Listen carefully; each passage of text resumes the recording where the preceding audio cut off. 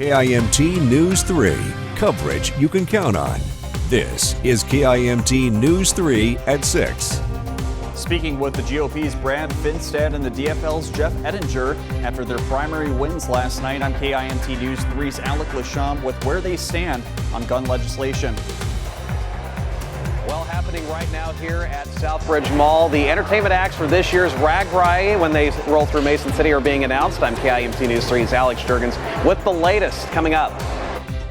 And we have already seen some decent rain across the area over the last 24 hours, and I'm tracking some more rain showers for tonight. A full check of your forecast is coming up. Thank you so much for joining us for KIMT News 3 at 6. I'm Tyler Utzko. We have a lot to get to, so let's dive right in with the forecast tonight because we've already seen a good amount of rain, and we're not quite done with it yet. For the latest on that, let's get to KIMT Storm Team 3 Chief Meteorologist Aaron White.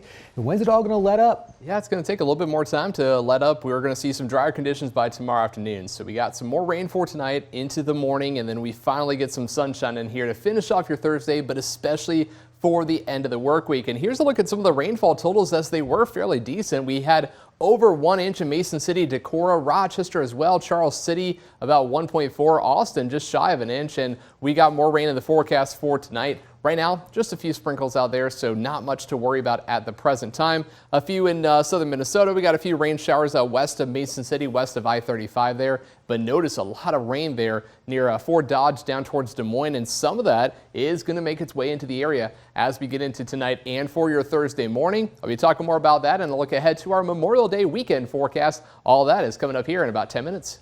All right, thank you, Aaron.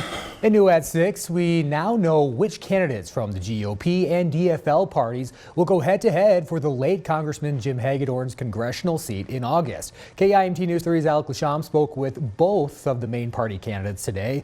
And Alec, tell us who'll be on the ballot.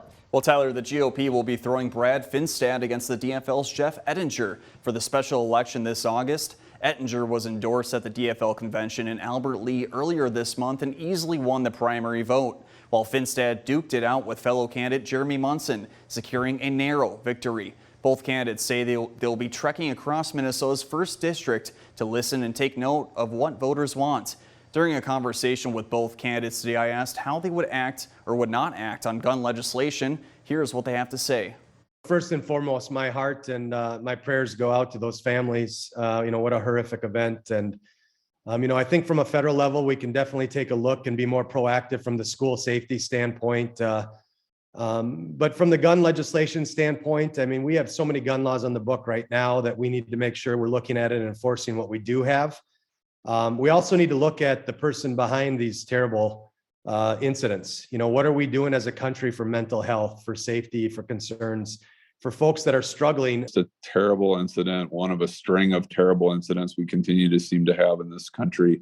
I believe in Second Amendment rights, and I don't have any problem with people lawfully owning guns. I do feel that we need to be strengthening our background check system. I don't understand how we determine that certain people are dangerous to have guns and then allow loopholes that they can get guns anyways. The special election will take place on August 9th. Tyler. All right, thank you, Alec. And we'll, of course, have more from the candidates tonight about their stances on election integrity and how controversy over the 2020 presidential election shaped their candidacy for Congress. Well, RAGBRAI is returning to North Iowa this summer with 2 overnight stops in the area. And as a treat, cyclists are in store for some fantastic entertainment. KIMT News 3's Alex Jurgens is live for us at the Southbridge Mall for us tonight, where they are just announcing some of those entertainment acts. And Alex, I think you said Sugar Ray was just announced. Is that right?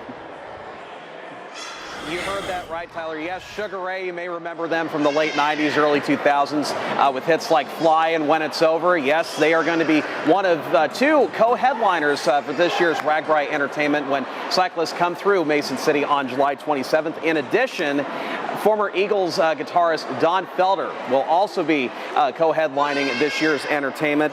And by the way, something that was breaking here at tonight's announcement, Southbridge Mall is officially no more. It is now the Main Street Experience. That was announced by Mayor Bill Schickel earlier tonight. And of course, we'll have more information from tonight's announcement coming up on KIMT News 3 at 10. For now, live in Mason City, Alex Jurgens, KIMT News 3. All right, good stuff. Thank you much, Alex. Now, this year's route begins at the Missouri River in Sergeant Bluff and makes stops in Ida Grove, Pocahontas, Emmetsburg, Mason City, Charles City, then West Union, and then ends at the Mississippi River in Lansing.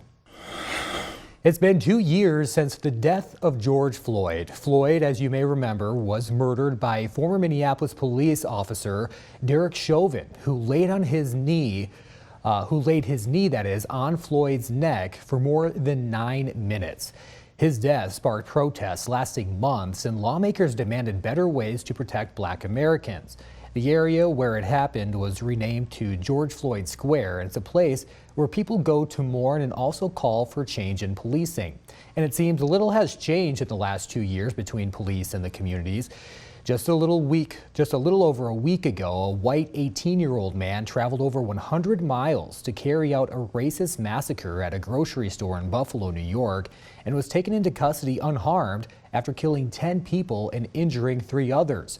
Police attempted to arrest Floyd because he used a fake $20 bill to buy cigarettes from a convenience store. Still ahead, mental health is getting a big boost of funding thanks to Minnesota lawmakers. We're digging into the bill that will invest nearly $100 million. And then later, following the horrifying school shooting in Texas yesterday, we're asking questions about the training our local officers go through to stop mass shooters. KIMT News 3 at 6. Your local news with KIMT News 3's Tyler Yutzka. Tracking storms with Storm Team 3 Chief Meteorologist Aaron White. This is KIMT News 3. More local news that is happening right now. We are coverage you can count on.